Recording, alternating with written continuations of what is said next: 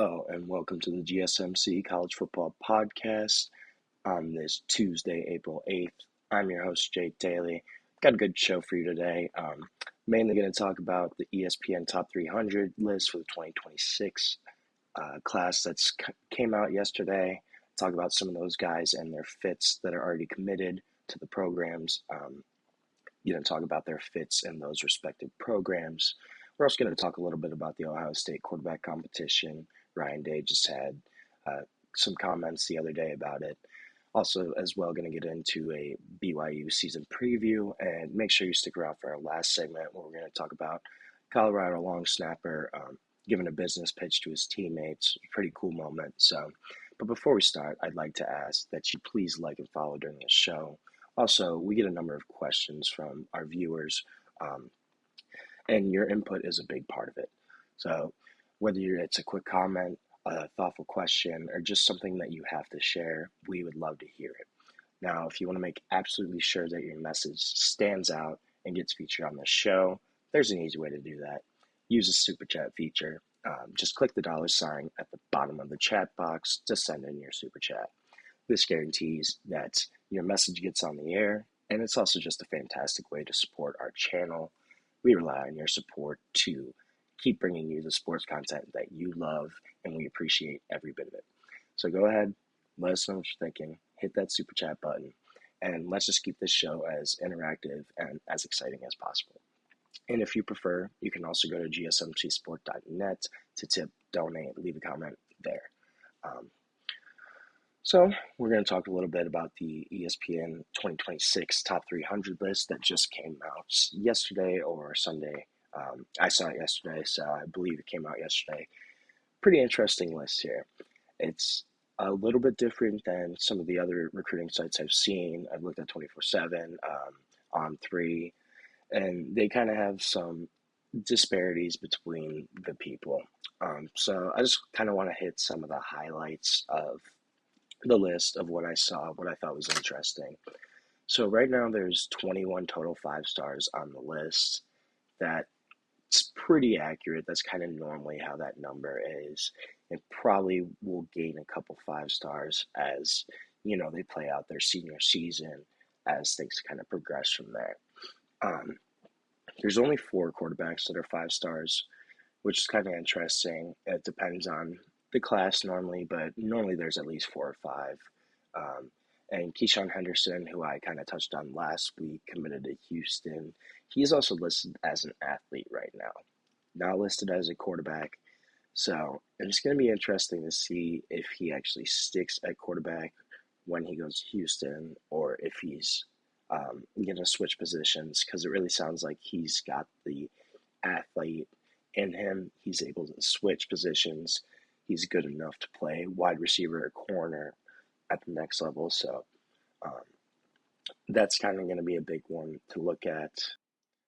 The other thing that I kind of counted out was how many programs have what amount of guys in the top 100 right now. So Ohio State and Oregon are leading the way right now. Both of those programs have 4 top 100 recruits. That's a really great start to both of their classes. Right now, Ohio State's highest recruit is number 4 overall player, Chris Henry Jr. He kind of dropped a little bit in those rankings, especially compared to other sites. He's been the number 1 player in the class for the most part of his high school career.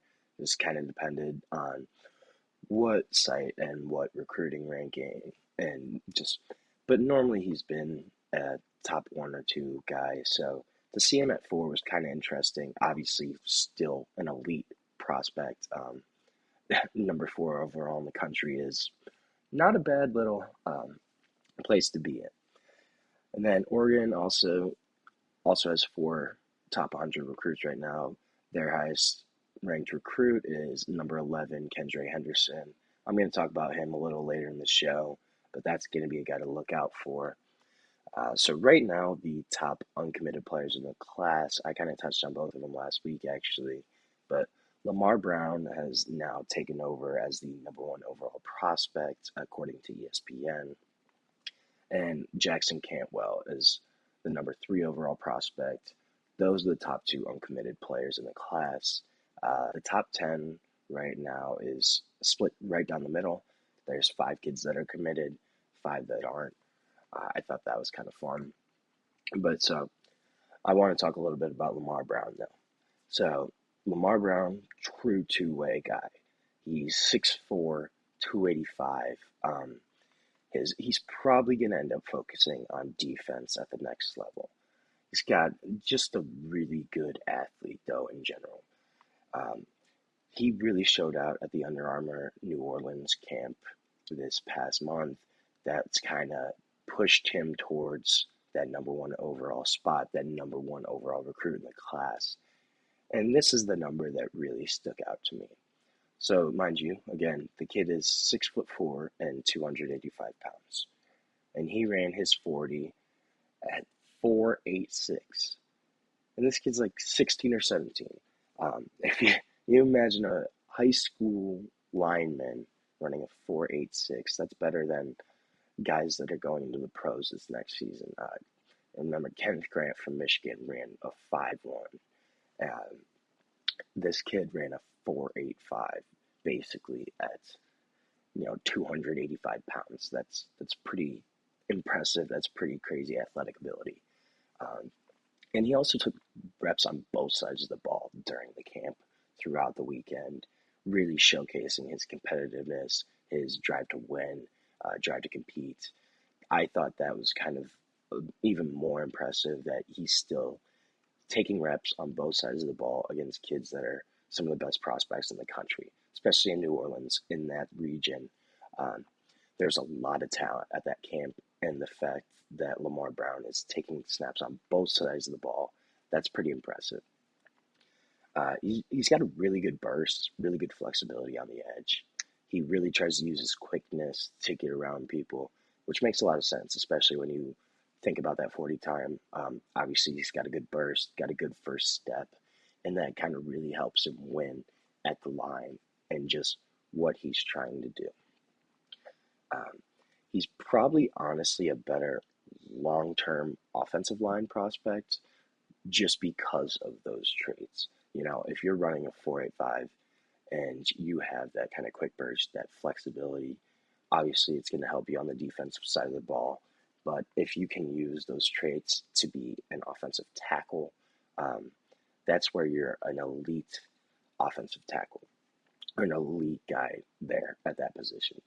So it remains to be seen what side of the ball he's going to play. Obviously, different schools are recruiting him for different positions. I believe the Florida and Florida State want him for offensive tackle. Some of the other schools that are talking to him, he's from Baton Rouge, so LSU is really, really trying hard to get him. LSU wants him on defense. Texas A&M also wants him on defense. So this is obviously going to be a big-time recruitment for whoever ends up getting him, and that's going to be somebody to really look forward. Jackson Cantwell, then, I know I also touched on him a little bit last week, but this kid is 6'8", 315, massive frame, and I also just learned that both of his parents were Olympians. They were both Olympian shot putters. His dad, Christian, he actually won a silver medal in the 2008 Beijing Olympics. So this kid comes from an athletic family, has a huge frame that still has space to fill out. Obviously, he's a little heavier for a high school prospect, but when you're 6'8", he can probably still add 15 to 20 pounds of muscle, probably going to cut down on some of that fat just once he gets in a college weight room, college strength and conditioning program. And he can also play both tackle positions, which that's something that's huge. Normally, a lot of times you see these tackle prospects are going to stay on one side of the line of scrimmage. A lot of times they're probably going to be their left tackle at a high school, just because of the importance of the left side of the ball and that protecting that blind side. So right now, he actually has narrowed down his top 6, and on that list, it's Georgia, Michigan, Miami, Missouri, because he's from Missouri, Ohio State, and Oregon. So you have these elite O-line schools. Obviously, that's going to be a kid to look out for. One of the stats that I really found interesting was that in the top 10, 8 of the top 10 are from the South, pretty much the deep South. You have 2 from Mississippi, which was pretty surprising. Normally, you'll have maybe 1 5-star from Mississippi. It's really rare to see 2, especially in the top 10. Then you also had 2 from Florida. That one makes more sense. 1 from Louisiana, 1 from Tennessee, 1 from North Carolina, and 1 from Missouri. And the other 2 kids in that top 10 that weren't from this, like, deep South, Zion Ely, number 2 prospect from Maryland. We're going to talk about him a little later. And then Chris Henry, who's, from California, plays for Mater Dei, but really is a Cincinnati, Ohio kid.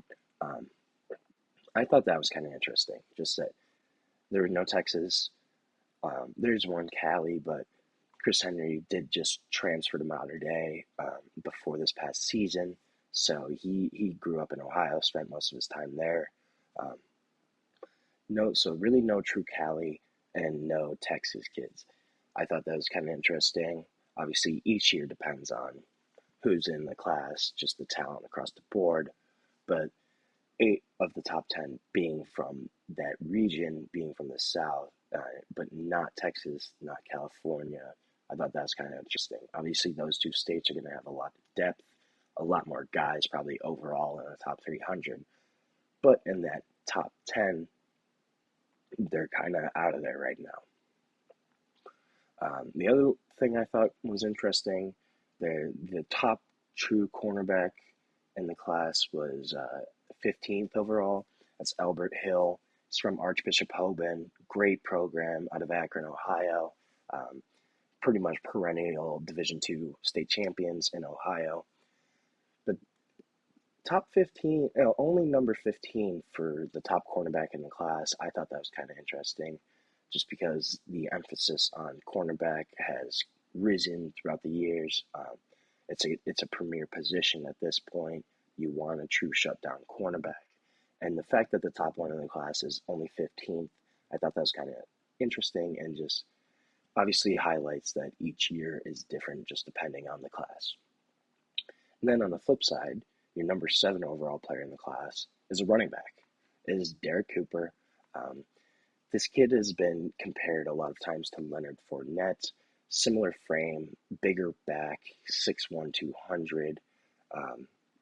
Probably going to be able to play right away just because of that body type, just because of that versatility and the ability to take hits already as with that frame that he has as a bigger back.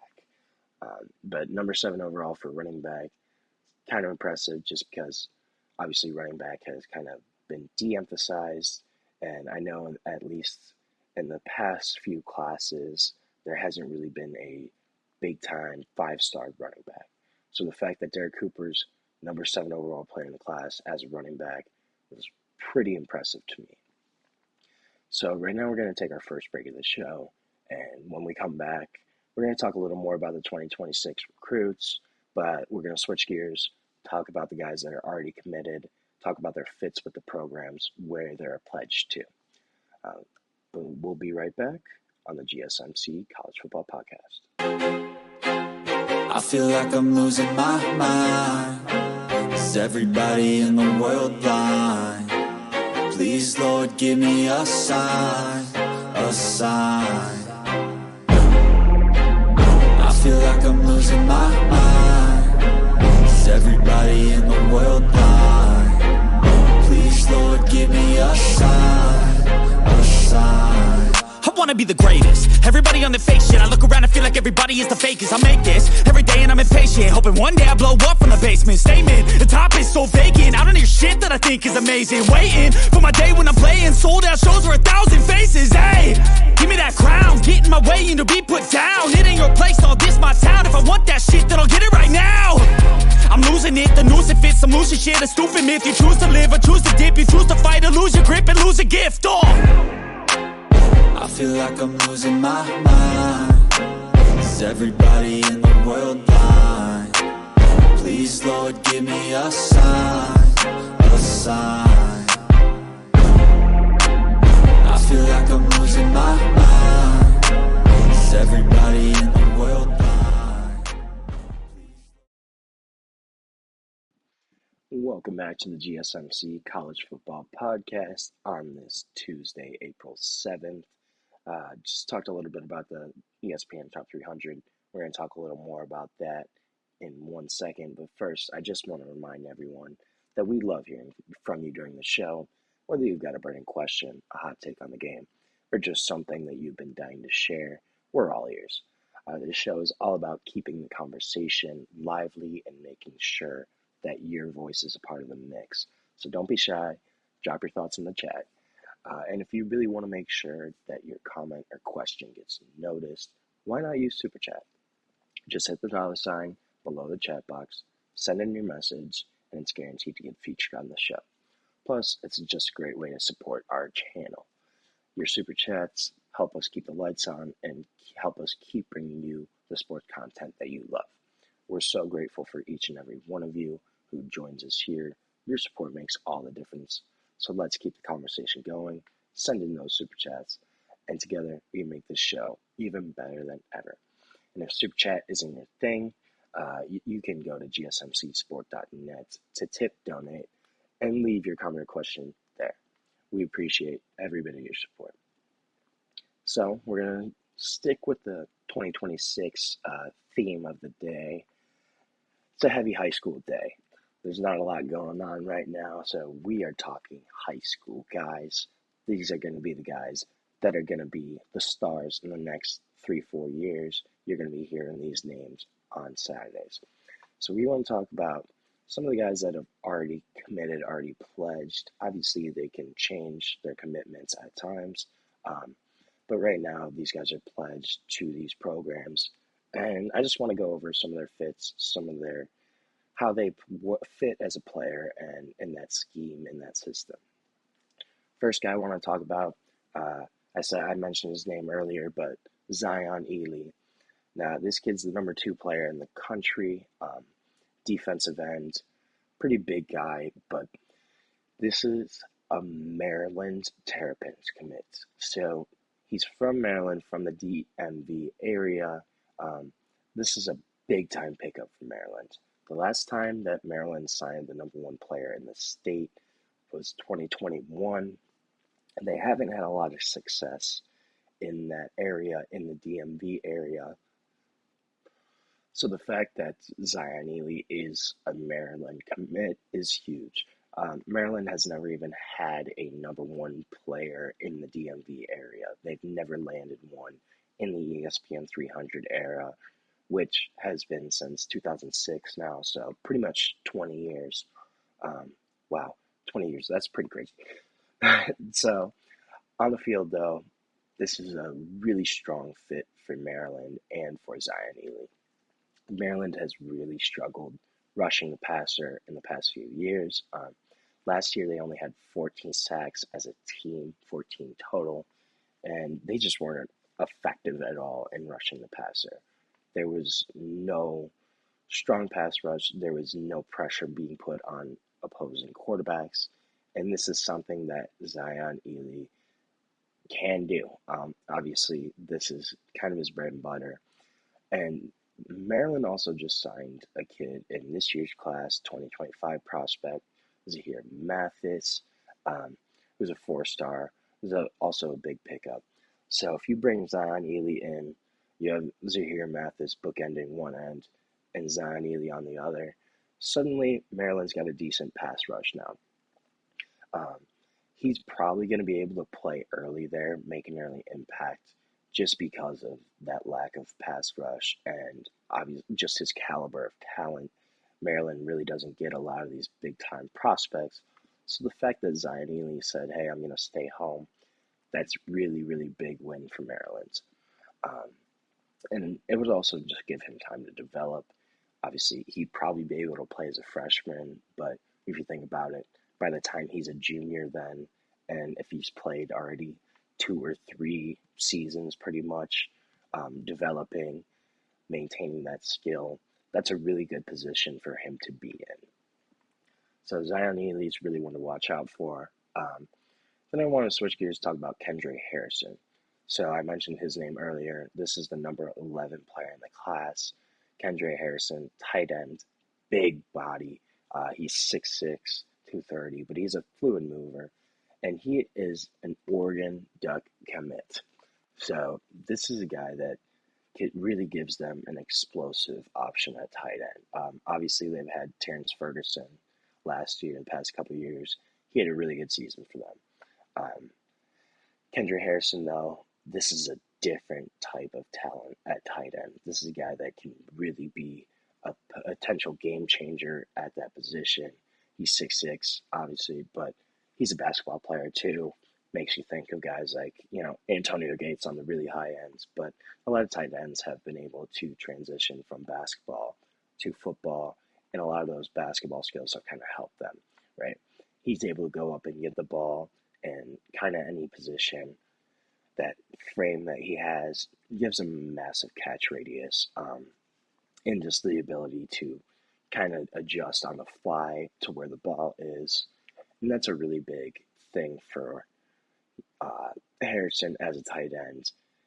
Oregon's offense also, they've been pretty much the number one offense in the country the past few years. Super efficient. It remains to be seen what happens this year with Dante Moore behind center as opposed to Dylan Gabriel or Bo Nix. But still, this is a really strong system, and it's a program that's still recruiting at a high level. Also, they just got the number one receiver in the 2025 class, DeCorian Moore. He's going to be an Oregon Duck. So when you pair DeCorian Moore with Kendra Harrison coming in, Kendra Harrison is going to be a really good spot for him, especially with guys like that on the outside. He's going to have some really favorable matchups at tight end, which he should be able to expose. He probably won't be a super early impact guy, but this is somebody that could really develop and give them a different type of weapon at tight end. Obviously, also just a huge red zone threat with that ability to go up and get it right away, and with that frame. And I just also think the structure of that offense will really help him develop and kind of help him shine. So then I want to talk about one of the Mississippi kids that is in the top 10, Tristan Keys. Now, he's a wide receiver. He's like 6'2.5", 200, slimmer frame, but really good mover. And he's right now an LSU commit. So he's from Hattiesburg, committed to LSU. This is a guy he's really a potential game wrecker on the outside. He can attack all three levels of the field, consistently really challenges the defense to come up and make a play against him. He's got really, really elite ball skills, but he's also just a really strong route runner, really dynamic in how he breaks out of those routes. And he's just a good athlete all around. His frame kind of helps him. Just he's lanky, not super tall, but lanky and just able to kind of move smoothly through everything. He really attacks the football with confidence. He's not going to shy away from any contact. He wants to go get that ball and make a play. He normally has a pretty high success rate in those kind of contested catch situations as well, just because of that.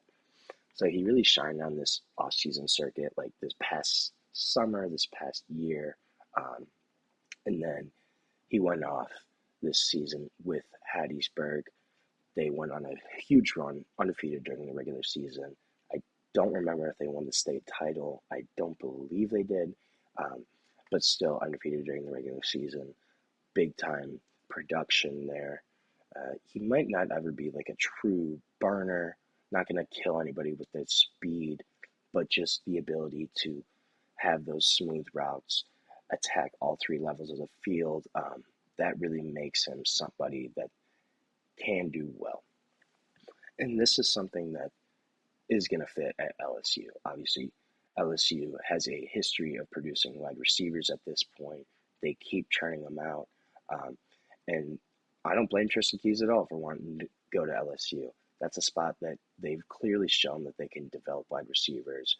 They've shown that you can be highlighted as a wide receiver at LSU and really have a strong career there before being a launch point for the NFL. Um, and this is a kid that he can become a go-to guy pretty early in his career. Uh, I don't know how much he'll contribute early, but this is a guy that could easily be, you know, the third down target for a quarterback by the time he's a sophomore or junior. He's going to be the guy that they go look at. He certainly has that potential, and LSU's really a great spot for him to be able to do that. So then, switching gears, we got a quarterback, Faison Brandon. Right now, I can't remember where he is in the rankings. He's definitely in the top 10. Um, I know 24/7 has him as their number one player in the class. But this is a kid that's committed to Tennessee from Greensboro, North Carolina. But honestly, Tennessee makes a ton of sense for the Faison Brandon. He's 6'4". He's got a similar frame to the quarterbacks that Josh Heupel has seemed to prefer. Obviously, current starter Nico Yamaleva. I definitely butchered that. I need to look at that pronunciation. Um, and as well as former quarterback Hendon Hooker, Joe Milton. They're all kind of big quarterbacks, 6'4", 6'5", 6'6". Um, and he's kind of got a similar skill set to, Hendon Hooker and Nico. That's the two that are more comparable to him. But it's clear that that's a strong fit. Obviously, Josh Heupel kind of has a body type, has a skill set that he likes. So the one thing, he's definitely more accurate than Joe Milton ever was, and he really throws a really pretty deep ball. This obviously, he's going to join a really quarterback-friendly scheme. That's been one of the things that they've said at Tennessee for a while now. That scheme is really, really conducive to good quarterback play. Um, he's not as polished as Nico was coming out of high school, but he definitely still has a ton of potential. He's going to fill out well. He's really rhythmic. He likes to stay on time. And with that offense at Tennessee, that's going to be a really strong fit. He's really got a lot of poise, got clean footwork in the pocket. He also kind of shows some dual threat ability just through design runs. He's not really a true scrambler, but if you give him a quarterback read option, he can make a play with his feet. He's pretty twitchy, sneaky athletic, but not a true dual threat, but definitely shows kind of promise with his legs. And so that can be a really strong fit at Tennessee. Um, the last guy I want to touch on quickly is RJ Sermons. It's a USC commit. He's a defensive back, about 6'1", 6'2", smooth, but he's the number 28 player in the class right now. He's probably going to play cornerback. This is a two-sport guy. He's a really strong track runner. He had a 10.48, 100, and a 21.34, 200 during his junior track season. So he's fast. And you can see that on tape as well. His dad, Rodney, played running back at USC in the 90s. So obviously has that USC bloodline. But this is a kid he's a pure corner. He can play out wide. He can play in the nickel. Has really good ball awareness. Doesn't really grab, clutch like a lot of young football players. Just a strong IQ though. And he also can return punts and kicks, which made me think of former Trojan Adoree Jackson. I think this could be an easy fit in USC's program. Obviously, they kind of struggled on the defensive side of the ball over the past couple of years, but especially under Lincoln Riley, who obviously he's known for his offense. That's kind of what his teams normally look like. So this is a kid that can come in and have an instant impact, especially when with his IQ, he's just got a really advanced football IQ, obviously comes from a football family, and just his game feel. Doesn't really get a lot of penalties, doesn't grab like a lot of young corners do, has the speed to recover if he does get beat. So this is a kid that could probably play really early for USC. and really make an impact. So we're going to take our second break of the show. And when we come back, we're going to switch gears. We're going to get into some actual college ball. We're going to talk the Ohio State quarterback competition and just Ryan Day's recent comments and kind of really dive deep into that competition.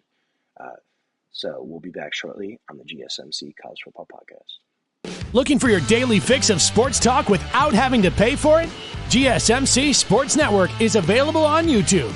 Just search GSMC Sports Network. Get your fix of daily sports talk shows on YouTube, absolutely free. Football, NBA, MLB, MMA, UFC, fantasy football, and so much more. GSMC Sports Network has shows running all day long, with new sports shows starting every 2 hours. Just like on your favorite cable sports channel, except GSMC Sports Network is absolutely free. Just search GSMC Sports Network on YouTube to catch one of your new favorite shows, like the GSMC College Football Podcast, Chip Shot Football Podcast, Hoops and Heels Women's Sports Podcast, GSMC Basketball Podcast, and so many more. Check it out for yourself. GSMC Sports Network, now available on YouTube absolutely free. Search GSMC Sports Network on YouTube right now.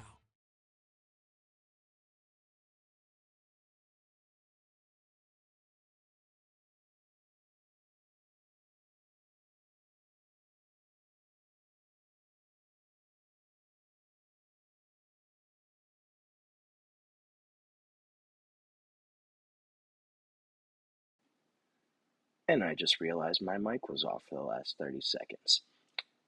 I'm going to restart that and we'll be all right. So welcome back to the GSMC College Football Podcast. Just talked a little bit about high school recruits.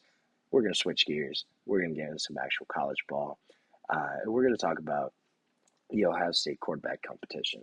So Ryan Day said a couple days ago that Julian Sand and Lincoln Kindholz are pretty much neck and neck. That was the quote he used. He said pretty much neck and neck in the competition to be the starter right now. And he also, this was kind of interesting. I really thought that Julian Sand had kind of taken the lead, taken the front runner position at Ohio State. But according to Ryan Day, this is not the case. So now the quarterback obviously saw significant snaps, significant time last season during that national championship run. Ohio State had brought in Will Howard, and that was their guy all year. He was able to stay healthy, didn't really come out unless there were blowouts. So neither quarterback really saw significant time last season. And Ryan Day kind of brushed off any notion of being nervous. His quote was, "It's nerve-wracking when you don't have a good quarterback. It's a good problem when you have a room full of quarterbacks." I don't know. I mean, that's up for debate. You can go back and forth on that. I think if you have too many quarterbacks, it's an issue. But obviously you want some depth sometimes, but too many quarterbacks can be a problem sometimes. And this quarterback competition has been compared to the 2018 quarterback competition at Ohio State between Dwayne Haskins and Joe Burrow. I thought that was kind of really interesting comp. And the more I think about it, it kind of makes sense. Dwayne Haskins was the 5-star there, kind of hadn't been proven, young guy, but clearly had the talent, was kind of always seen as the next guy up. And that's kind of what Julian Sand's been like this year. And on the flip side, Joe Burrow was either a 3 or 4-star recruit, kind of always was in the background at Ohio State. That's kind of been Lincoln Kindholz. So I want to talk about both of these guys kind of in depth. So Julian Sand, this kid was a consensus 5-star quarterback prospect in the 2024 class. Depending, number 1 and number 2, depending on who you asked, but clearly this kid was a top elite quarterback prospect. So he actually signed with Alabama. He signed with Alabama, was only there for a few weeks after Nick Saban announced his retirement, and he said no, he didn't want to be there. He transferred to Ohio State. So he was really only at Alabama for a few weeks, a month or two, maybe at most. Um, got to Ohio State as a freshman, kind of got in that system, and he's developed there now. Seems to be kind of ready. And this is a kid that his big thing was always confidence. He is an extremely confident player, carries that. You can see it in the way he plays. And that's kind of what has driven his game, that confidence. He's got a really advanced feel and IQ of just how the game should flow. And that's kind of been why he was a main prospect. So his physical tools really kind of took a jump during his high school career, especially between his junior and senior year. Um, he's never been really touted for the physical aspect of his game. It's always kind of been something that's almost a little underrated, but those tools really took a jump from the time he was a junior to the time he was a senior. He looked like he had filled out his frame a little more, looked a little stronger, a little quicker, just kind of was still developing. And I think if I had to assume, I don't know for sure, I think he probably kind of underwent a similar physical transformation when he got to Ohio State. Ohio State's strength and conditioning program is pretty much renowned across the country.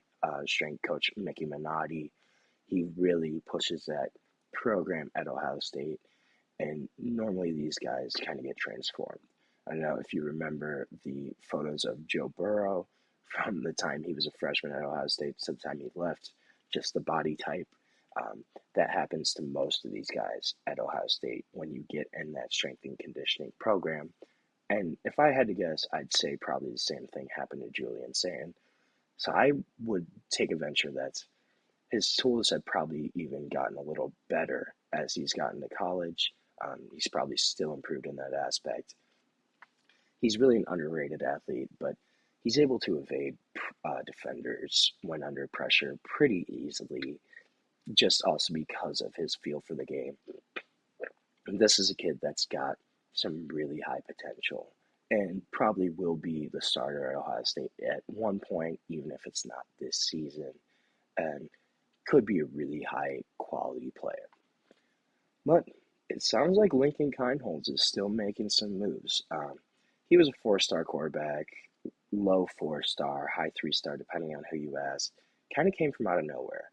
Ohio State recruited him from South Dakota in the 2023 class. He's a really athletic quarterback. He moves really well outside the pocket, but when he gets outside of the pocket, he's not looking to take off and run. He really still wants to try to throw it downfield, kind of still just moving on the run, throwing on the run. A lot of what Aaron Rodgers kind of does, just at least did in his prime, where you're trying to throw outside the pocket, especially when you get outside of pressure. And he does have excellent touch on his balls. He can lead receivers really well. He's smart about leading them away from coverage, throwing it into gaps, dropping that ball in there, and that's something that he's really solid at. But he is from South Dakota. That was kind of a big knock on him. Obviously, not a super strong football state, just not a lot of overall talent there. So the level of competition probably wasn't as strong for Lincoln Kindholz. Probably needed a little more time to develop. And that's kind of what we saw. He got thrown in the Cotton Bowl in 2024 against Missouri. After Kyle McCord had transferred, Devin Brown started that game. Devin Brown got hurt early in the game, and Lincoln Kindholz, as a freshman, was just tossed in and really wasn't prepared for the Cotton Bowl. And Missouri had a really strong team that year. Ohio State had a lot of opt-outs. Kind of got thrown in as a freshman and struggled. But again, he's a freshman. He was a third-string quarterback for most of the season. That's not a moment he really should have been prepared for. And that's something you can't blame him for. In my eyes, I think that's a really tough position to be put in. And he still kind of did show some signs there. I also think being thrown in there and then having this whole season to still develop, stay in Ohio State system, that's probably really given him the ability to improve on some of the things that definitely kind of were subpar. Um, I think he's definitely grown in confidence in his preparation since then. And I also just think the loyalty aspect, deciding to stick around. Obviously, Devin Brown transferred, but deciding to stick around and stay at Ohio State and try to fight for this job, I respect that. And I think that shows a lot about who Lincoln Kindholz is as a person, as a player. And again, whoever wins this battle, this is still a really, really talented Ohio State team. Obviously, they're losing their backfield in Judkins and Travion Henderson, also losing Emeka Egbuka. But you got Carnell Tate, Noah Innes, and oh yeah, that guy named Jeremiah Smith. They're all coming back at wide receiver, as well as you have Purdue tight end Max Clare coming in. This is a big time pickup at the tight end position. Probably was the number one tight end in the portal this year, and he's coming to be a part of that Buckeye offense in Columbus. So again, whoever wins this job, they're still going to have a lot of talent around them. They're still going to be in a really good position to succeed in Columbus. But it's going to be interesting, and it's going to be interesting as what this offense looks like and kind of how it's going to flow depending on what quarterback plays. So we're going to take our third break of the show. When we come back, we're going to talk a little BYU, and then just make sure we stick around for our last segment of the show, where I'm going to talk a little bit about Colorado long snapper Camden Dempsey. It was kind of a cool moment. But first, we're going to take a short break, and we'll be back shortly on the GSMC College Football Podcast.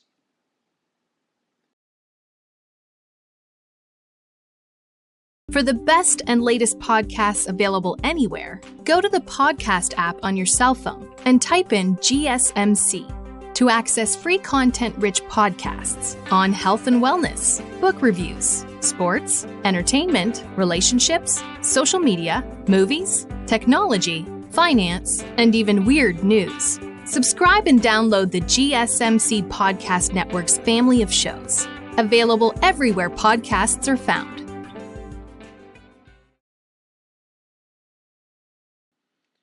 Welcome back to the GSMC College Football Podcast. I just talked a little Ohio State. Now we're going to switch gears. We are going to go out to Provo, Utah. Talk a little bit about the BYU Cougars. They had a really great season last year. One of their first years in the Big 12. Went 11-2 overall, 7-2 in Big 12 play. They were really in contention for a college football playoff spot pretty much all season. Kind of came down to the last couple weeks. Arizona State was able to get in instead. They did finish strong. They won the Alabama Bowl against conference opponent Colorado. Kind of really ran the floor with them in that game. It was 36-14, really convincing win. I think BYU really wanted to play more for that game. And this is a program that's on the up and up. So they also just got their highest ranked pledge in the ESPN era and number 33 overall player, number 1 player in Utah, tight end Brock Harris. So this is a big time pickup for BYU. This is a kid that normally BYU would not get this caliber of recruit. But I think just being in the Big 12 now, having that success in this past season, it's kind of opened some eyes to BYU. Even in basketball, they just got the number 1 recruit in the country for basketball, AJ DeBansa, obviously different sport, but it just shows that BYU is a team, is a program on the up and up. They're looking to build on this. This is their only ESPN 300 recruit currently in that 2026 class. It's only the program's 7th top 300 pledge in that time frame in those 20 years of the ESPN 300 era. But still, it's still a really big win for BYU. Kind of shows that, hey, BYU can make some noise maybe.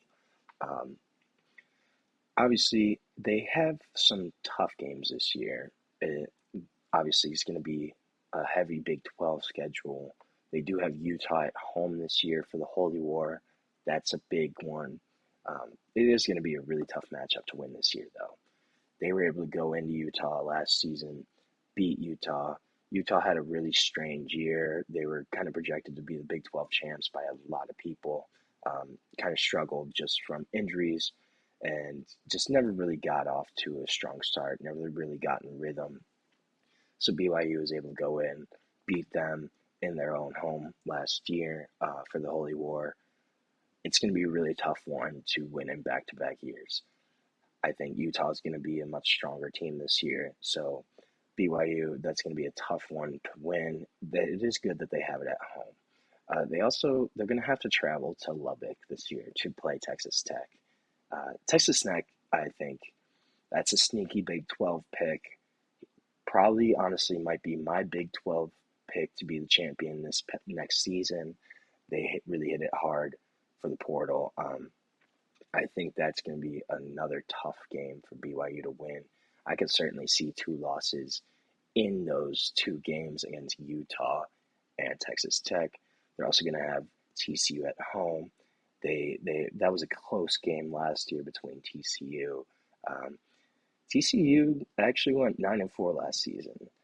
I didn't know that. I didn't remember that until I looked at it, and I was like, oh, TCU went 9-4. They won their last 4 games in a row. They have some momentum to build on for next season. So those 3 games I'm really looking at are going to be tough ones to win, as well as they have Colorado again. Colorado's obviously going to look to try to come back and avenge that Alamo Bowl loss. So those are 3 or 4 games that really are toss-ups for BYU. I think if they win at least 2 out of those 4, they're still really in contention for the Big 12 championship. Realistically, they probably need to win 3. I think they can get away with 2 losses in the Big 12, and that's also counting if you have a 1 game that's, kind of an unexpected loss.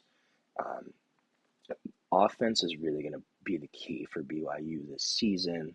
They return Jake Retzlaff at quarterback 1. That's their unquestioned starter. The big thing right now is who's going to be his backup. There's 2 guys fighting out for that position. But the return of Jake Retzlaff and just his increasing comfortability, familiarity with the offense in year 2, I think that's going to be a really big thing for BYU. I also think managing expectations for them, they had a really strong year last year. They very well could take a step back. This is a team that I'm not really sure how it's going to go. Obviously, a couple of those games are going to be toss-ups. They did get a transfer from Utah. Switching sides of the Holy War, tight end Carson Ryan, this is going to be a big part of their offense. They don't really have a lot of other depth at tight end. He's probably going to be one of their main couple targets, and everything in camp, they've said this kid has been kind of a stud, a standout. That's going to be a name to really look at. They also just going to have to keep developing young wide receivers. Tay Nakua, Cody Hagan, Dominic McKenzie, those are 3 names that they really want to see step up this year. So it's going to be interesting to see what happens with those receivers. LJ Martin, probably going to be your main guy at running back. BYU didn't bring in a high-profile transfer or a commit for the past 2 seasons, so it really seems like they believe in LJ Martin to carry that load. True junior, but been around for a while, and really impressed last season, especially in the Alamo Bowl game. This is probably going to be their main guy at running back. Offensive line, defensive line. These are going to be their 2 big positions to look at. O-line, they lost both tackles. They did get a transfer from Michigan this year, as well as another tackle. But this is going to be the key position for BYU is what's going to happen on those tackles. Obviously, if those positions are weak, it's going to be really tough for BYU to have a strong offense. Defensive line also losing 3 starters in Tyler Batty, Blake Mangelson, Josh Nelson. So just replacing that production is really going to be tough for BYU. I think this is going to be a defense. It's going to be a focus on defense this season, how that defense can improve. They kind of have questions at all three levels of the ball. They did get a good reprieve when their starting quarterback, his name is, I can't remember right now, but he got a medical red shirt, probably going to be their number one cornerback for the season, but still has kind of questions on all three levels of the ball, and that's going to be something to really look at for BYU this season. So the Cougs got some tough games this season. I think they can probably go anywhere from 8-4 to 11-1. It's kind of going to be a big range. Big 12's been a toss-up for really the past 4 or 5 years, if not longer. But BYU still got a shot. They got a quarterback returning, Sataki as their head coach, strong head coach, and just the momentum that they've built already is really going to be strong for them. So we're going to see what happens to them. Big 12 is always kind of it's going to be an interesting run for the Big 12, but BYU definitely still has a shot there. So we're going to take our last break of the show. And when we come back, we're going to touch a little bit about Colorado, stay in the Big 12, and this was kind of just a fun story. So, but first, we're going to take our short break, take our last break of the show, and we'll be back on the GSMC College Football Podcast.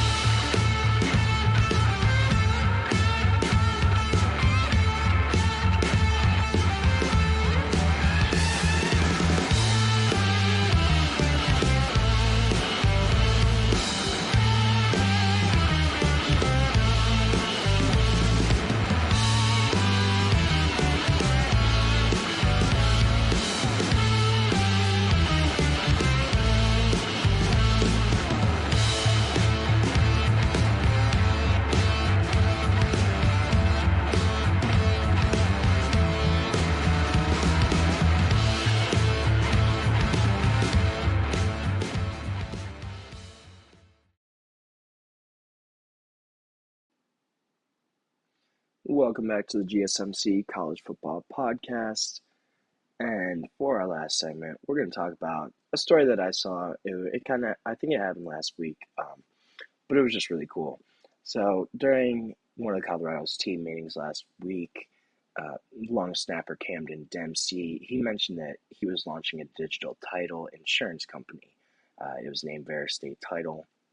And he said that he had this pitch that he had to do in the next couple weeks, that it was going to have the potential to earn $200,000 for him. And it was a really big pitch for this company that he was trying to launch. So it was cool. He was in the front row. Deion Sanders asked him, "Hey, you got a presentation ready?" And he's like, "Yeah." Then Deion's like, "All right, do you want to practice in front of your teammates, in front of the room?" So he's like, "All right." So Camden Dempsey gets up, starts walking through his presentation, and while he's doing it, he's talking. Deion would stop him. He would stop him and go, "Okay, I like this, but try not to stand in one spot." So Dempsey goes ahead, starts walking around, and again, Deion's kind of stopping him, just giving him pointers. So then he also said, "Hey, so here, I want you to pick out 3 guys in the room, across the room, make eye contact with, and just kind of work the room. Just do that." So he applies this advice to his presentation, and he's talking about digital title insurance, which no 18 to 22-year-old kid wants to listen to. I mean, if they did, that's pretty impressive. That's props to them. But I know if that was me, I would not be wanting to listen to a digital title insurance presentation, a company pitch. But so he does this, applies it to his presentation, and he finishes, the room fills with applause. And so Dion ended the clip by, he said that we don't just want you to be professional football players. We want you to be professionals. And so, and he said that he called Caden Dempsey the governor, and then he pointed out another kid in the room. He's like, he's the mayor. He's like, you're going to be the governor. You're the mayor. And I thought it was just kind of cool. And so, obviously, his team meetings at Colorado have been run pretty differently than other team meetings. They've also been pretty open. You've seen them a lot in public, in the public eye. I know I've seen videos of, their assistants when Warren Sapp became an assistant coach, when Marshall Falk became an assistant coach. I watched those videos. It's kind of cool. It's different from what I've seen with just how team meetings kind of run. He also he consistently talks life lessons. He brings in celebrities to come talk to. Denzel Washington recently just came, talked to him. And I just really liked this. I thought it was a really cool story. And I think from Dion's perspective and from a coach's perspective, this is something that is a college coach's job. Obviously, yes, college football is becoming more professional by the day, but these are still 18 to 22-year-old kids. And a lot of these kids, they don't come from the best circumstances. They might not have had the best educations. They might have just had tough family life. And these college coaches, especially head coaches, they're almost a parent for a lot of these kids. They are the one that should be teaching them life lessons, and like, you develop a person as well as a player. I really think that's a good concept. I think that's a strong idea. I really like that Deion Sanders is kind of trying to instill that at Colorado. And, obviously when Camden Dempsey's going up for that presentation, obviously Deion's giving that advice to Camden Dempsey, but at the same time, he's also giving it to the other 120 guys in the room. So it might not necessarily just be for Camden Dempsey. It's also for the kid that never really had a public speaking class, or just is not comfortable with talking in front of people. It's good advice for anyone. And I think that's kind of what college coaches, that's part of their job. Obviously, not every college coach is going to do that. Some are going to run it more like an NFL program. Obviously, I think Bill Belichick will kind of do something like that in North Carolina. But I think that's really cool. I think it's smart. I think that that's part of what makes Deion Sanders appealing, is that he kind of does things differently. And yes, there is an aspect of life lessons, of trying to develop you as professionals, as men, and not just as football players. Because realistically, a lot of those guys on that roster, probably 75 to 80% at least, are not going to be NFL football players. They're not. You're going to have 5 to 10 guys, maybe 15 to 20, that will eventually be in the NFL, or they will make it in football in some aspect. But for the rest of those guys, they're not. They're going to move on with their lives. They're going to have normal jobs. And they need to be taught life lessons, because probably for the most part of their lives, they've just been all about football and trying to reach the next level, from high school to college. Obviously, Colorado is a big-time program. So that's something that, these kids have probably been focused on football their whole lives. And what happens when football ends? And I really think that that's something that a college coach should be trying to instill, and teach these young men. Just, hey, life isn't all about football. So when I saw this clip, I just thought it was really kind of cool. I think that's something that Deion Sanders does really well at Colorado.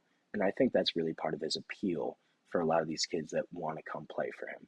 Obviously, yes, he has the NFL pedigree. He has that all-star coaching staff with Pat Shermer, Marshall Falk, Warren Sapp, guys that have done this at the highest level.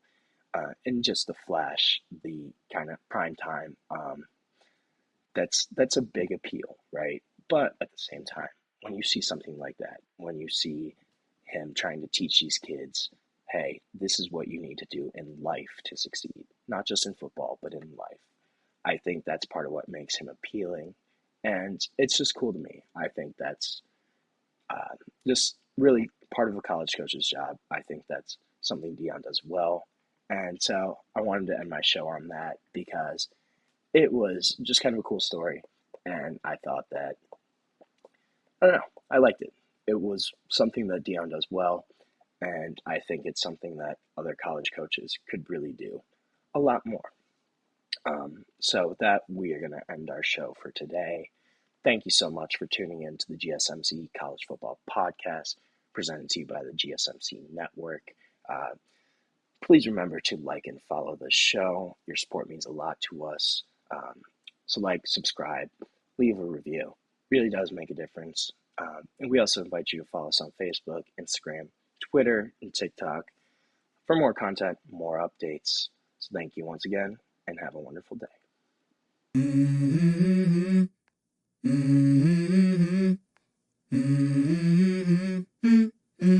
Let's go. I wake up to a little bit of drool on my pillow, feel like it's gonna be a bad day. Yeah, I'm tired of shit, and the coffee ain't hit yet, damn, ain't that great. I don't wanna go to